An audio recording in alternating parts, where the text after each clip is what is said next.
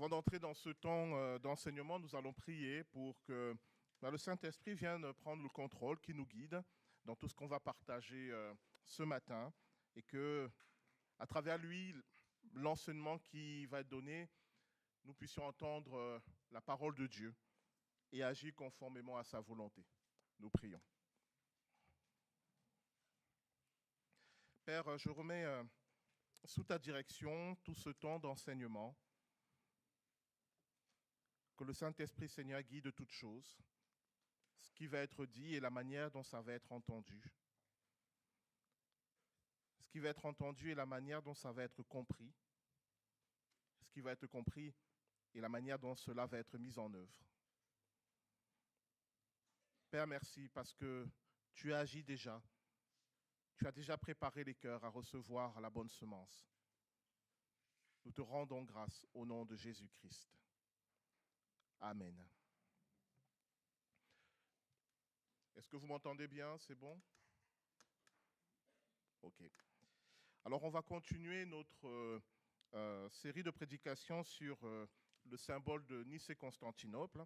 Alors, aujourd'hui, ça ne sera pas tout à fait un culte enseignement, dans le sens où il n'y aura pas un long temps de questions-réponses, même si, voilà, si vraiment quelqu'un a une question qui lui brûle les lèvres, je la prendrai. Mais ça va plutôt être une manière pour moi de vous présenter, de commencer à vous présenter un sujet complexe et j'avais besoin d'avoir des diapositives pour illustrer ce que je vais dire, enfin illustré par des passages bibliques entre autres.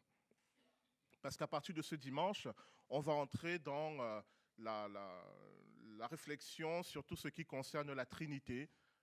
Qu'est-ce que la Trinité? Pourquoi nous croyons en Dieu Père, Fils et Saint-Esprit? Pourquoi c'est pertinent? Et moi, ce que je vais essayer de vous montrer, justement, tout au long de ces séries de prédications, c'est que non seulement c'est biblique, mais c'est très pertinent et c'est très juste. Que Dieu soit Père, Fils et Saint-Esprit. Alors, ça va être un peu complexe, pas forcément pour aujourd'hui, mais les dimanches suivants. Et bon, donc, voilà, priez pour moi, pour que j'arrive à être clair dans ce que je vais vous dire, et priez aussi pour vous-même pour que vous puissiez recevoir ce que Dieu a prévu pour vous. C'est peut-être pas tout, mais dans ce qui va être dit, que vous puissiez vraiment recevoir ce qui est pour vous. Mais aujourd'hui, on va commencer tranquillement, et je vais profiter d'un énoncé que l'on retrouve dans le symbole de Nicée-Constantinople pour introduire à cette notion de la Trinité. C'est l'énoncé qui nous dit que Jésus est le Fils unique de Dieu. Et je me suis posé la question, si Jésus est le Fils unique de Dieu, pourquoi dans la Bible, il est écrit que nous aussi, nous sommes les fils de Dieu et nous sommes les enfants de Dieu? Donc, Dieu a-t-il un seul fils ou plusieurs? On va réfléchir à cela aujourd'hui. Et vous allez voir que ça commence à ouvrir les perspectives en ce qui concerne la Trinité. Alors, je vais vous demander 30 secondes, le temps de lancer la présentation, et puis nous allons commencer.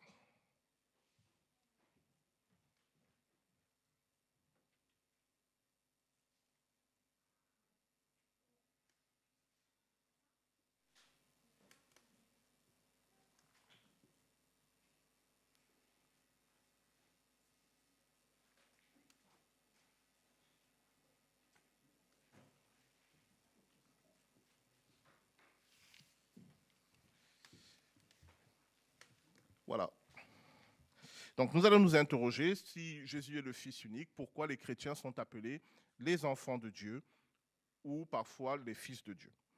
Et donc en introduction, on va partir sur ce passage que nous avons lu tout à l'heure de l'évangile de Jean, au chapitre 3, le verset 16. « Car Dieu a tant aimé le monde qu'il a donné son Fils unique, afin que quiconque croit en lui ne périsse point, mais qu'il ait la vie éternelle. » À la suite de ce passage, Jésus est appelé à 2 reprises le Fils unique de Dieu. Littéralement, Fils unique, c'est le seul engendré. Voilà, le seul engendré de Dieu. C'est plutôt clair. Le problème, c'est qu'on a d'autres passages, par exemple dans Galates chapitre 3 au verset 26, où il est écrit « Car vous êtes tous fils de Dieu par la foi en Jésus-Christ. » Vous êtes tous fils de Dieu par la foi en Jésus-Christ. Déjà, mesdames, vous devez un peu tiquer parce qu'on dit que vous êtes fils. Ou alors on ne vous prend pas en compte. C'est un peu déjà un problème. Mais on va régler ce problème plus tard. Déjà, on a deux passages qui semblent se contredire. Jésus est le Fils unique de Dieu et il est écrit aux Galates, vous êtes tous fils de Dieu par la foi en Jésus-Christ. Je vous ai pris un autre passage dans Romains chapitre 8 au verset 16 où il est écrit, l'Esprit lui-même rend témoignage à notre esprit que nous sommes enfants de Dieu. Vous avez autant de passages qui disent que Jésus-Christ est le Fils unique de Dieu que de passages qui disent que les chrétiens sont fils de Dieu ou enfants de Dieu. Et là, le lecteur un peu distrait de la Bible va dire, il y a des contradictions dans la parole de Dieu, la Bible se contredit. Et donc, se poser cette question, un seul fils ou plusieurs fils? Alors, nous allons commencer avec la notion de fils unique dans l'Ancien Testament. Vous allez voir, c'est très intéressant et c'est très important.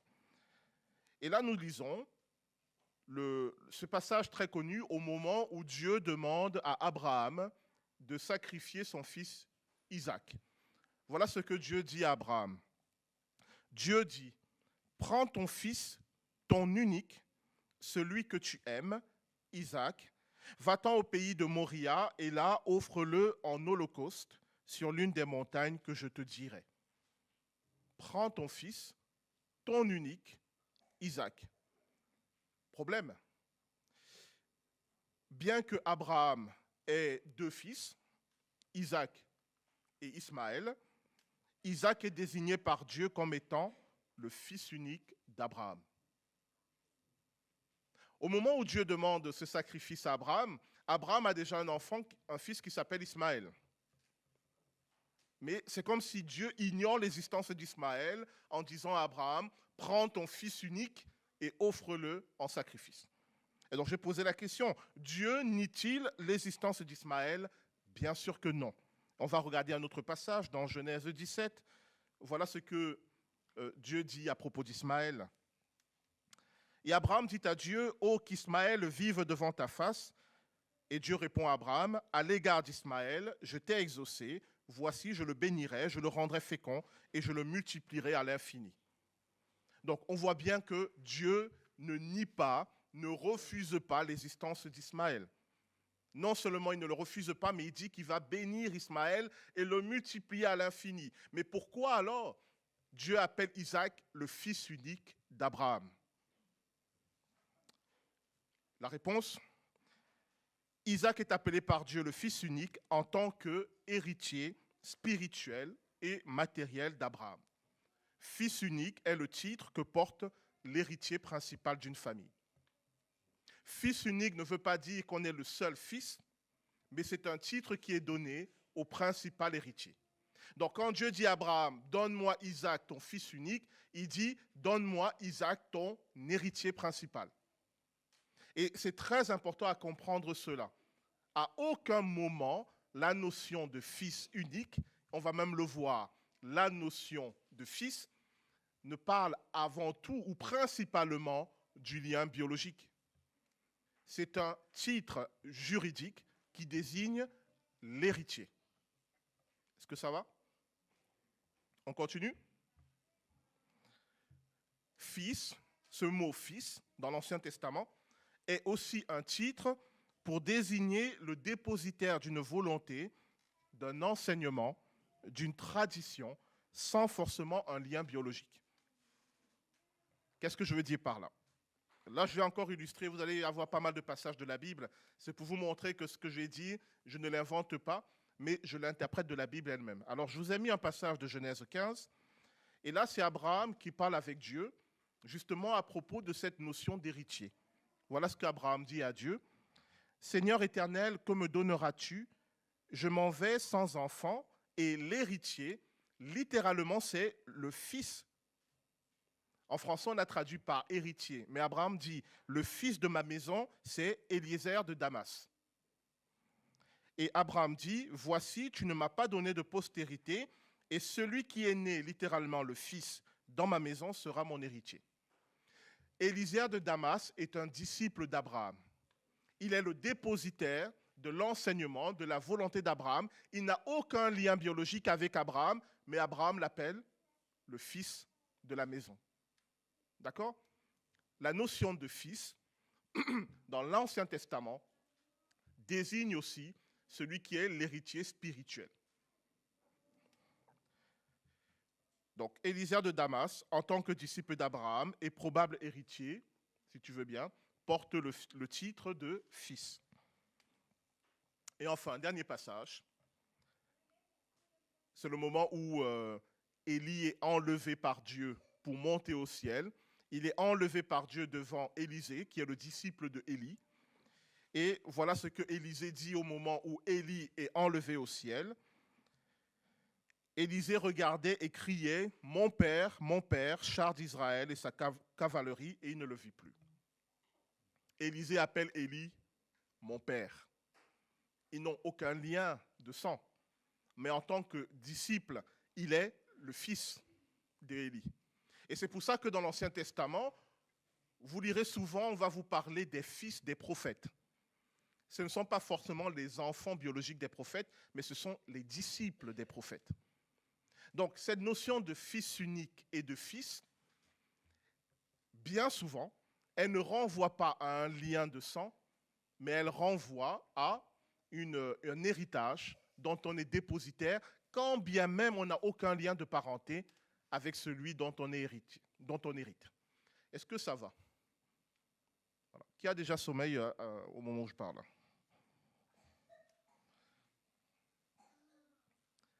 Donc, j'ai mis Élisée en tant que disciple de Élie porte le titre de fils de Élie et désigne Élie par le titre de père.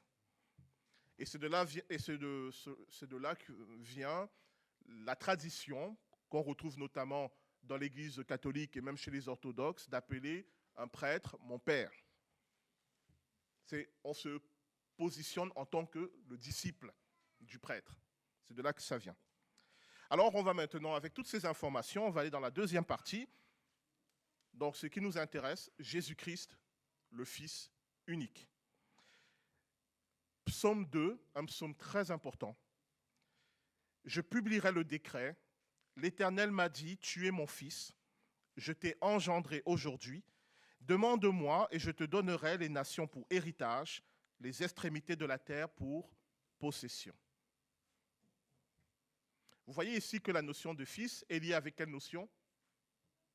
D'héritage. Dans ce psaume, c'est le Messie qui parle et qui dit que Dieu le Père a publié un décret et Dieu le Père a dit « Aujourd'hui, tu es mon fils ».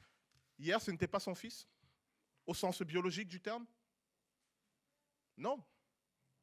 Pourquoi il dit « Aujourd'hui, tu es mon fils » ? Parce qu'aujourd'hui, il s'est passé quelque chose qui a fait du Messie l'héritier de Dieu. Regardons ça. Le Seigneur Jésus-Christ est devenu l'héritier de Dieu le Père et le dépositaire de sa volonté dans toute la création. Et j'ajoute, l'engendrement dont il est question ici dans le psaume 2 n'est pas physique et biologique, mais juridique et spirituel. Je publierai le décret. Dieu n'a pas de fils biologique. D'accord? Dieu ne fait pas d'enfants. Dans un précédent ministère, je faisais un dialogue avec les musulmans.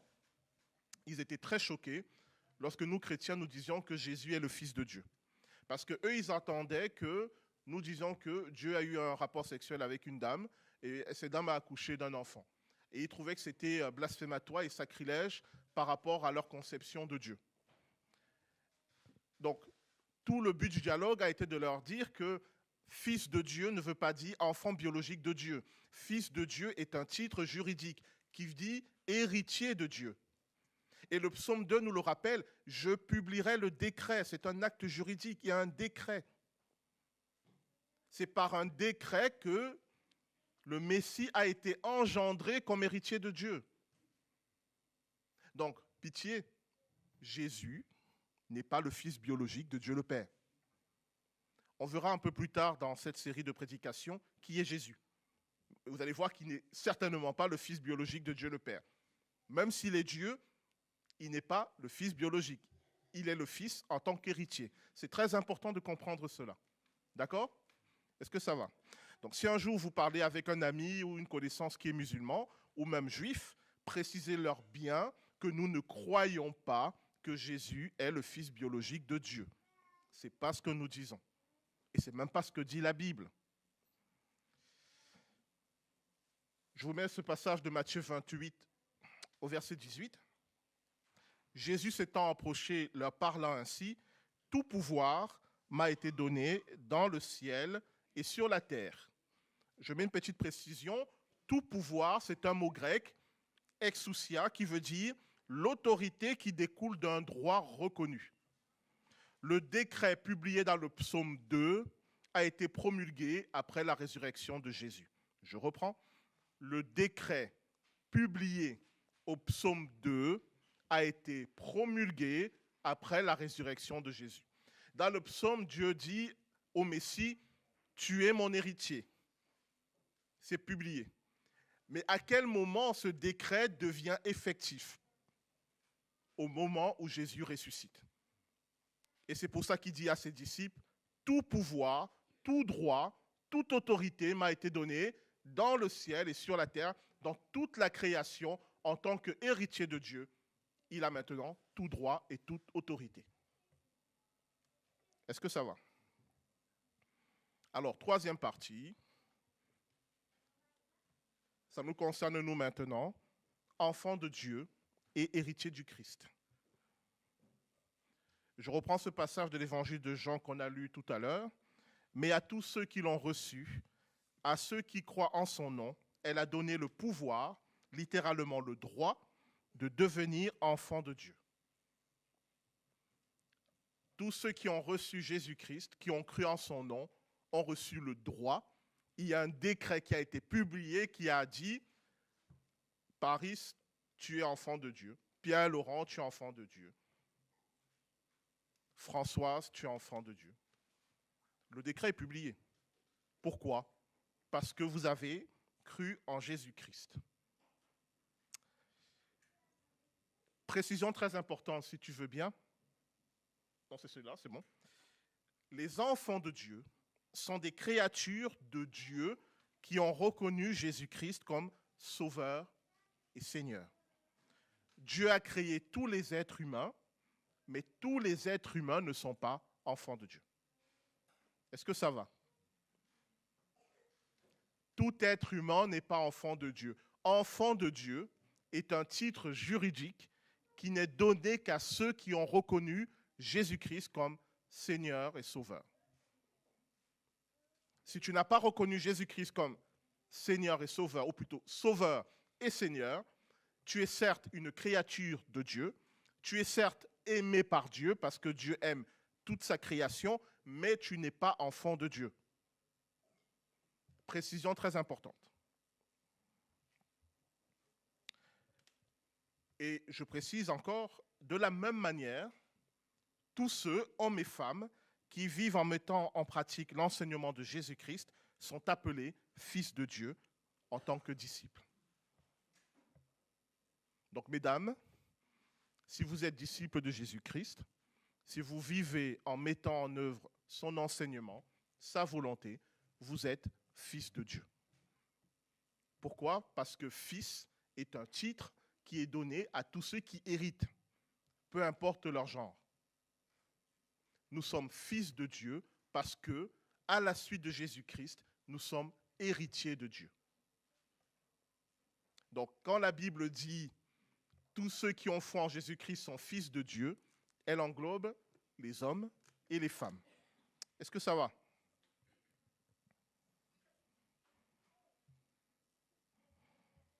Nous allons continuer, si tu veux bien. La suite. Oui, appuie encore une fois. Voilà. Romains chapitre 8, les versets 16 à 17. L'Esprit lui-même rend témoignage à notre esprit que nous sommes enfants de Dieu. Or, si nous sommes enfants, nous sommes aussi héritiers, héritiers de Dieu et co-héritiers de Christ. Si toutefois nous souffrons avec lui, afin d'être glorifié avec lui. Et là, je mets un point important et je vais un peu développer là-dessus. Et là, je vais attirer votre attention et je vais vous demander de réveiller votre voisin qui dort, parce que ce qui va suivre est très important, si tu veux bien. L'œuvre principale que Jésus-Christ a fait, c'est que non seulement il est mort à la croix pour nos péchés, et là, il est notre sauveur. Non seulement il veut diriger nos vies pour que nos vies soient conformes à la volonté de Dieu, et là, il est notre Seigneur. Mais il fait quelque chose d'encore plus grand, c'est qu'il a décidé de partager son héritage avec nous. Je reprends. Le Seigneur Jésus-Christ, en tant que Fils unique de Dieu, a fait le choix de partager son héritage avec nous. Nous, les enfants de Dieu. D'une certaine manière, le jour où tu reconnais Jésus-Christ comme étant le Fils unique de Dieu, donc le seul héritier, eh bien toi aussi tu deviens un héritier. Le jour où tu reconnais le Seigneur Jésus-Christ comme étant celui à qui Dieu a tout remis, alors toi aussi tu reçois. Car l'enjeu de toute la création, c'est de reconnaître qui est le Fils unique. À la fin des temps, Satan va nous présenter son Fils unique qu'on appelle l'Antichrist. Et une bonne partie de l'humanité va le suivre. Parce que c'est ça le vrai enjeu. Qui va hériter de toute la création? Si tu mets ta confiance en Jésus-Christ, il a fait cette chose extraordinaire de te donner tout. Et pour ceux qui en doutent, je leur mets ce passage de l'Apocalypse au chapitre 3, le verset 21. On va lire, c'est très important. Celui qui vaincra, je le ferai asseoir avec moi sur mon trône, comme moi j'ai vaincu, et je me suis assis avec mon Père sur son trône. Je ne sais pas si vous réalisez la promesse qui nous est faite. Celui qui vaincra s'assiera sur le trône de Dieu. Est-ce que vous pouvez vous le redire? Je m'assierai sur le trône de Dieu. Je vais essayer de vous le mettre à une échelle un peu plus basse pour que vous compreniez à quel point c'est dingue. Est-ce que vous pensez que vous pouvez, je ne sais pas moi, aller en Angleterre, débarquer, c'est la cathédrale de Westminster où il y a le trône du roi d'Angleterre. Vous pouvez y aller, vous asseoir et demander aux Anglais de reconnaître votre autorité. Qu'est-ce qui va se passer? Ils vont vous prendre pour un cinglé, vous finirez en prison avec une grosse amende. Ils vont être choqués, ils vont se dire, mais pour qui il se prend? Pour qui elle se prend? Et là, on parle du trône d'Angleterre, hein. Un royaume important, mais c'est qu'un royaume parmi d'autres. Maintenant, réalisez ce que Dieu nous dit. Celui qui vaincra s'assiera sur mon trône. On ne parle pas du trône d'un roi quelconque. On parle du trône de celui qui a créé les cieux et la terre. Et la promesse qu'il nous fait, c'est qu'on va s'asseoir sur son trône. On va régner avec lui. Je pense que vous ne réalisez toujours pas encore. Parce que si vous réalisez vraiment ce que cela veut dire, vous changerez d'opinion sur Dieu et sur vous-même. Si vous réalisez vraiment ce que ça veut dire, vous allez cesser de considérer que vous ne valez rien ou que vous êtes trop faible, pas assez important. Si vous réalisez ce que ça veut dire, vous allez cesser de dire que Dieu ne vous aime pas. Si Dieu estime que vous êtes suffisamment important pour que vous vous asseyez sur son trône, et on vous parle du trône du Créateur, qui peut dire que vous n'avez aucune valeur? Qui peut le dire? Qui peut dire que votre vie n'a pas d'importance? C'est des mensonges. Mais c'est des mensonges tellement absurdes une fois que vous avez compris à quel point vous êtes important aux yeux de Dieu. Le vrai enjeu pour nous, c'est de tenir bon jusqu'au bout. Parce que la promesse qui nous est faite est extraordinaire en tant que fils de Dieu, co-héritier du Christ. C'est une promesse magnifique et quand Satan vient avec ses petites tentations, nous pouvons lui dire, tout ce que tu m'offres, c'est rien. Dieu m'offre son trône. Qu'est-ce qu'on peut vous offrir au-dessus du trône de Dieu? Ça n'existe pas. Réalisez à quel point Dieu vous aime. Réalisez à quel point vous êtes important. Et comprenez maintenant pourquoi Satan veut détruire votre relation avec Dieu. Parce que tout ce qu'il a toujours espéré, tout ce qu'il a toujours voulu, Dieu vous le donne gratuitement. Et c'est pour ça qu'il nous déteste. Et il nous déteste profondément. À celui qui vaincra, je le ferai asseoir avec moi sur son trône. C'est ça l'héritage des enfants de Dieu. C'est ça l'héritage. Tenez bon jusqu'au bout, ça vaut le coup. Ne lâchez pas Jésus-Christ, ça vaut le coup. Sinon, je ne sais pas ce qu'il vous faut. Et je voulais insister sur ce point parce que la notion d'enfant de Dieu, de fils de Dieu, ce sont ces créatures de Dieu qui régneront avec Dieu dans le monde futur. Et ils régneront avec Dieu parce que durant leur vie sur cette terre, ils ont appris à connaître Dieu, ils ont appris à comprendre ce qui est important pour lui. Parce que Dieu ne va pas confier son trône à des personnes qui vont faire des dégâts. Il va confier son trône à des personnes qui ont compris ce qui a de la valeur à ses yeux. Comment lui, il règne. Et notre vie sur terre, c'est pour nous apprendre à régner. Si tu ne sais pas gérer déjà ta propre vie, au sens, quand je dis gérer, comprenons-nous bien. Comprenons-nous bien. Je vais dire quelque chose d'un peu choquant, mais je vais essayer d'être clair. La vie que Dieu t'a confiée, cette vie que tu as, avec ses hauts et ses bas, avec tous ses problèmes, avec tout ce qui ne va pas, si tu ne sais pas la gérer avec Dieu, tu ne pourras pas régner avec lui. Et la gérer avec Dieu, c'est cette capacité de dire à Dieu, aide-moi, je ne m'en sors pas, apprends-moi comment faire maintenant. D'avenir, tu ne sauras pas le faire. Si les enfants que Dieu t'a confiés, tu ne sais pas t'en occuper avec l'aide de Dieu, comment Dieu va te confier le monde à venir? Si le voisin, l'ami, les relations qui sont auprès de toi, tu ne sais pas les gérer avec l'aide de Dieu, comment est-ce que Dieu va te confier le monde à venir? Et je ne dis pas ça pour vous accabler, parce que gérer avec l'aide de Dieu, c'est cette capacité à être humble et à demander à Dieu de nous aider. Dieu va confier son royaume à des hommes et des femmes qui sont humbles. Quand tu es en difficulté, quand tu ne sais pas faire, quand tu fais mal, ce n'est pas le problème en soi. Le problème, c'est quand tu ne cherches pas auprès de Dieu la solution. Mais si dès cette vie, tu apprends à vivre ainsi, alors pour l'éternité, tu vivras ainsi. Parce que quand tu seras assis sur le trône de Dieu, quand il va te confier une partie de sa création, quand tu auras du mal à gérer cette partie de sa création, tu sauras qu'auprès de lui, tu peux trouver l'aide, le secours et l'appui. Ta vie sur terre, c'est pour t'apprendre cela. Donc apprends. Prépare-toi. Prépare-toi à régner. Mais à régner selon les modalités de Dieu. Arrête de perdre ton temps. Commence à gérer les choses selon les méthodes de Dieu. Je vous renvoie aux prédications précédentes. Allez les réécouter, on parle de ça. Reconnaître Jésus-Christ comme Seigneur, c'est ça. Vous me suivez? Je ne dis pas ça pour vous accabler encore une fois, mais pour vous interpeller. D'accord? C'est vraiment important. Conclusion. C'est la prière du Christ, et je l'ai mise comme conclusion parce que ça va nous introduire à ce qu'on va voir dimanche prochain, où on va aborder la notion de Trinité.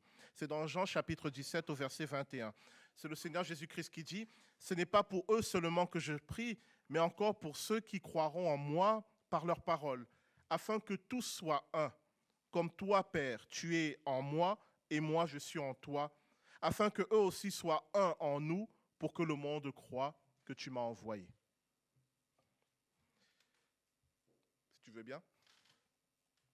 Le Seigneur Jésus-Christ, en tant que Fils unique, est celui qui permet l'existence et la subsistance de tous les autres héritiers. Il est celui qui unit l'individu, le chrétien, au collectif, l'Église. Il est le lien unifiant Dieu le Père et l'humanité, mais aussi les êtres humains entre eux. Pourquoi je termine avec ça? Ça vous paraît peut-être bizarre. Le rôle fondamental de Jésus-Christ en tant qu'héritier principal, c'est de permettre l'union de tous les héritiers avec Dieu. C'est de permettre l'union de tous les héritiers entre eux. Et c'est pour cela que le rituel qu'il nous a laissé s'appelle la scène, où nous communions à son corps et à son sang, mais où nous communions ensemble. Et j'aimerais attirer votre attention, je vais terminer avec ça.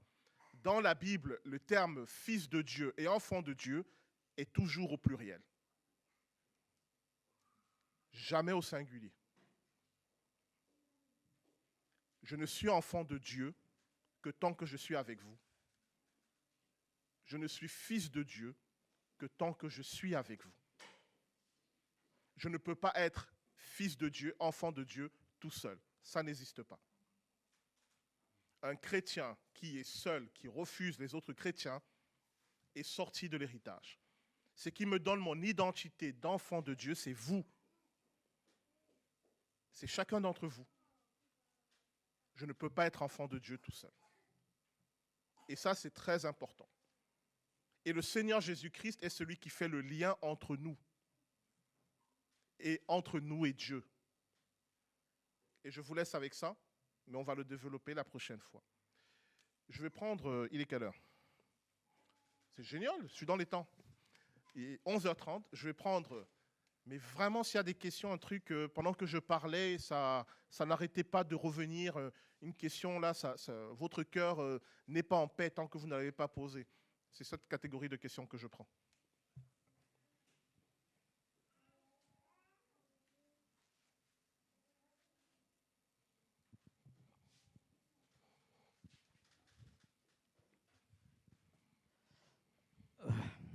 Par décret, donc, nous sommes fils de Dieu. C'est juste une question de terminologie. Est-ce que c'est une erreur de dire vous êtes fils de Dieu, fille de Dieu? Alors, dans les nouvelles traductions, on a mis fils et fille de Dieu pour que, mesdames, vous ne soyez pas trop choquées et vous ne pensiez pas qu'on ne tient pas compte de vous. Voilà. Ce qui n'est pas mauvais en soi. D'accord? Mais le terme hébreu, c'est fils. Il n'y a pas fils et fille. C'est un titre. D'accord? Donc, le titre que vous portez en tant que chrétienne, mesdames, c'est fils de Dieu. Voilà, c'est comme ça. Si ça vous dérange, vous pouvez dire fille de Dieu, c'est pas grave. L'essentiel, c'est de comprendre que cela implique que vous êtes héritière avec Christ. C'est ça le plus important.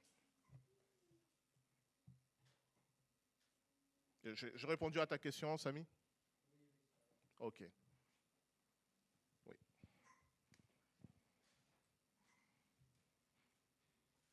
On va jusqu'à 35 avec les questions, donc on va pas. Non, j'ai une petite. Ça marche? Ça marche? Non, j'ai une petite question. Comme dans toutes les familles, on est héritier, mais est-ce qu'on peut être déshérité du coup? Merci, excellente question.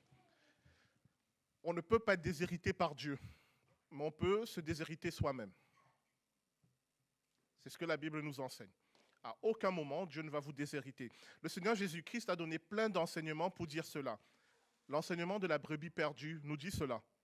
La brebis est perdue, il laisse les 99 pour aller la chercher.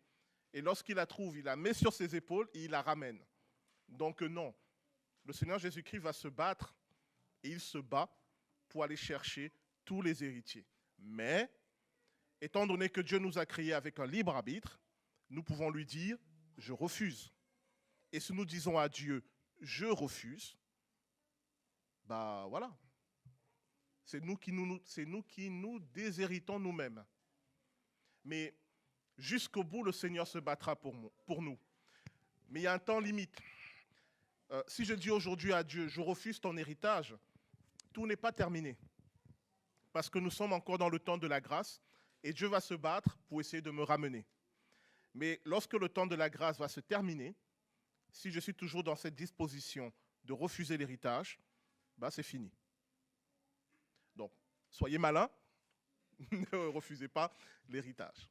Surtout qu'il n'est pas compliqué, l'héritage, de le garder. Il n'y a pas des choses compliquées à faire. il suffit juste de dire à Dieu, aide-moi. Et c'est pour ça que le Seigneur Jésus-Christ dit, un enfant est le plus grand dans le royaume des cieux. Un enfant.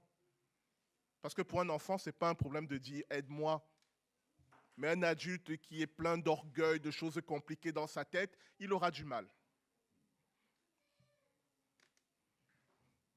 Il est 31, on a encore 4 minutes, si quelqu'un a une question. Y a-t-il des questions en ligne?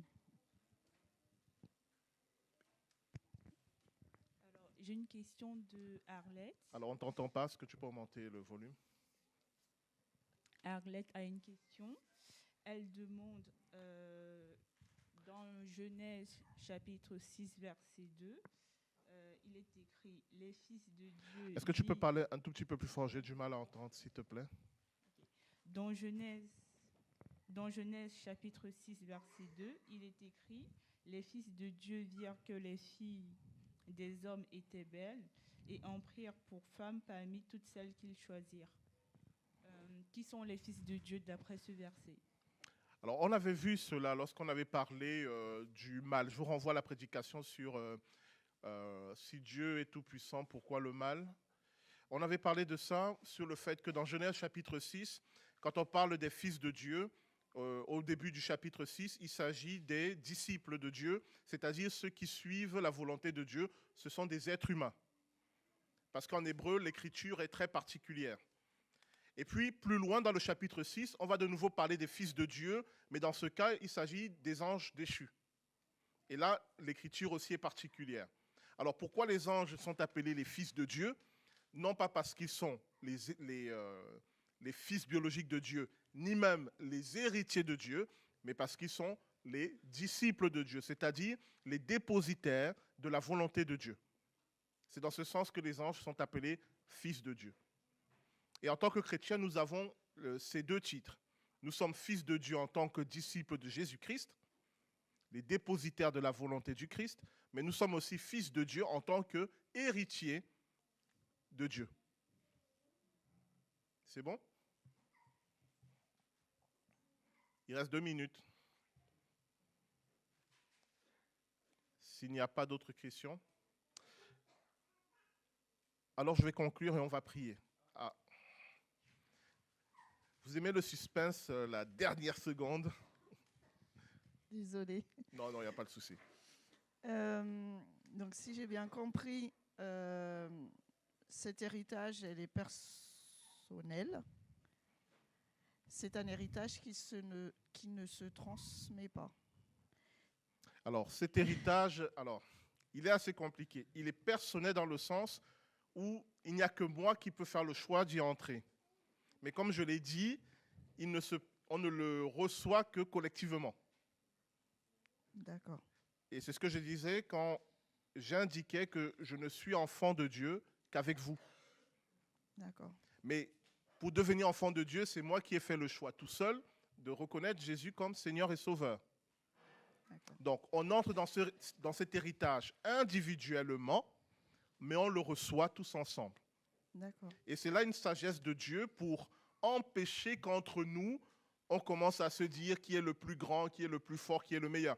Le fait que je sois pasteur ne dit rien du tout sur la manière dont je vais recevoir de la part de Dieu. Ça n'a pas de sens. Donc, pasteur, c'est un titre humain, c'est un positionnement humain, mais dans la réalité du royaume, je suis un enfant de Dieu avec vous. D'accord. Et j'hérite avec vous. Et j'hérite comme vous. Vous voyez? D'accord. Donc, il faut sortir de nos catégories humaines où on croit que les pasteurs, les prophètes, les apôtres sont des êtres supérieurs aux autres. Non, ce n'est pas ce que la Bible dit. La Bible dit que celui qui va être fidèle jusqu'au bout recevra l'héritage, qu'il soit un enfant de 2 ans, un grand prophète, un grand pasteur, un paroissien fidèle, peu importe. La persévérance jusqu'au bout, nous entrerons tous ensemble dans l'héritage. Et justement, en parlant d'enfants, moi, en tant que maman, par exemple, je prie pour que mes enfants soient héritiers et enfants de Dieu, mais en tant que parent. En tant que parent, vous ne pouvez pas transmettre cet héritage spirituel. Vous pouvez prier pour vos enfants, vous pouvez par votre manière d'être et de vivre, porter un bon témoignage qui leur donne envie de devenir eux aussi chrétiens, et ça s'arrête là. Ça sera aussi leur choix personnel de reconnaître Jésus-Christ comme Seigneur et Sauveur. Mais Dieu nous fait une promesse. Cet héritage est pour nous, pour nos enfants, pour les enfants de nos enfants en aussi grand nombre. Ce qui veut dire que Dieu a un regard favorable sur nos enfants. C'est-à-dire qu'il travaille pour que nos enfants aussi soient touchés par sa parole. Et comme nous le savons, alors prions. Et témoignons par notre parole, mais aussi par notre manière d'être. Petit conseil aux parents chrétiens. Vous pouvez raconter tout ce que vous voulez, mais si vous ne vivez pas l'évangile, ça ne sert à rien. Parce que nos enfants, ils nous voient. D'accord? À un moment, ils vont se dire, tu parles beaucoup de Dieu, mais ta manière de vivre, je ne vois pas Dieu là-dedans. Donc le vrai enjeu pour nous en tant que parents, c'est de dire à Dieu, aide-moi à être un bon témoin pour mon fils, ma fille, mes enfants. Et Dieu va nous aider. Voilà. Et c'est ce que nous pouvons faire en priant pour eux. Et après, eux-mêmes, ils feront leur choix. Alors, on va prier. On va faire une prière de reconnaissance, en fait, pour dire à Dieu, mais merci. Merci d'être ton enfant. Merci d'être ton fils. Merci pour l'héritage que j'ai. Merci pour cette identité que tu me donnes. C'est pas vous, moi, quand j'y pense, je suis heureux. Mais pensez-y un peu quand vous commencez à avoir des pensées sombres. Dites, je suis fils de Dieu. Nous prions. Dieu notre Père, nous te bénissons et nous te rendons grâce pour cette identité que tu nous donnes en Jésus-Christ. Car nous sommes tes fils, co-héritiers de Jésus-Christ, appelés à régner avec toi, à nous asseoir sur ton trône. Seigneur, quelle bénédiction, quelle promesse peut être plus grande que celle-là? Aide-nous à en prendre conscience. Aide-nous à vivre comme des héritiers de Dieu. Aide-nous à parler, à agir comme des co-héritiers du Christ. Que cette réalité descende non seulement dans notre intellect, mais aussi dans nos émotions, qu'elle immerge notre corps, notre âme et notre esprit, qu'elle change notre manière de te voir et de nous voir nous-mêmes et de voir les autres. Mais Père, garde-nous de l'orgueil. Que cette révélation ne nous laisse pas devenir vaniteux et croire que nous pouvons tout et que nous sommes des dieux. Non, nous ne sommes pas des dieux, mais nous sommes héritiers d'un Dieu. Seigneur, aide-nous à vivre comme des hommes et des femmes humbles, mais qui savent qui ils sont et ce à quoi ils sont destinés. Par avance, nous te bénissons et nous te rendons grâce au nom de Jésus-Christ. Amen.